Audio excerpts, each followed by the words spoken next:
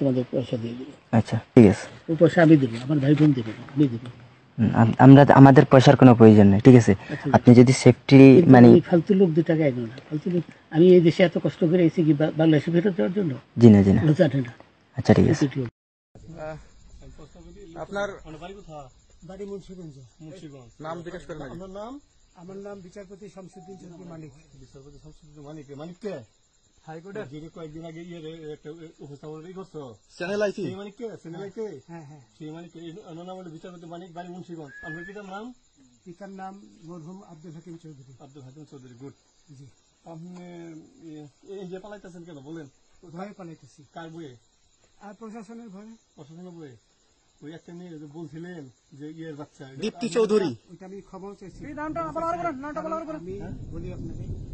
আমি এই যে দেখেন, এই রোগী কিসের? আমি তো কত রুগী নেই, মিডিয়াতে তো খুব সুন্দর। আচ্ছা আচ্ছা শোনেন, আপনার কাছে এই মুহূর্তে এরা যখন ধরছে আমাদের প্রতিনিধি কি কি ছিল সাথে?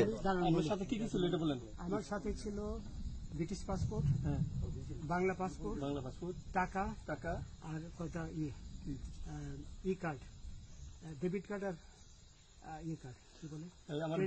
আচ্ছা, কালকে যে টাকাগুলো ছিল, আজকে কোনো টাকা ছিল সাথে? আজকে ছিল না, আজকে যে কত বাংলাগুলা, হ্যাঁ 40,000 টাকা আজকে। হ্যাঁ আজকে যেটা।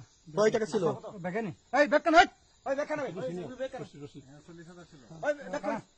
40,000 টাকা ছিল। কালকে যে দুজন টাকা নিছে ওদের কাছে কত টাকা ছিল? 60-70 লাখ। আচ্ছা 60-70 লাখ।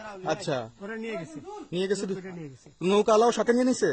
নৌকালা এবং ওই লোক দুইজন সাথে একসাথে নিছে? না, ওই 2 ছোকরা নিছে। নৌকালা কেউ আছে? রাজু না, কেউ ছিল না। আচ্ছা 60-70 লাখ। ওনাদের ফোন নাম্বার আছে আপনার কাছে? জানা দিছে? কিছু নাই, আমার ফোন নাম্বার সব নিয়ে গেছে। বিচারপতি কাউন্টার দিবেন, সত্য কথাটা বলেন। আপনি কত টাকা কন্ট্যাক্টে আসছেন? আমি 15,000 টাকা ওদের বলছিলাম, ওইটা আমি দিছি। কিন্তু পরে এই 2 ছেলে আমার মাইরা ধইরা সব টাকা নিয়ে গেছে। এই মাইকটা কোন জায়গায় মারছে ভাইয়া? বর্ডারে আনিয়ে মারছে না ভিতরে? তারের ভিতরে, ইন্ডিয়ার ভিতরে? ইন্ডিয়ার ভিতরে।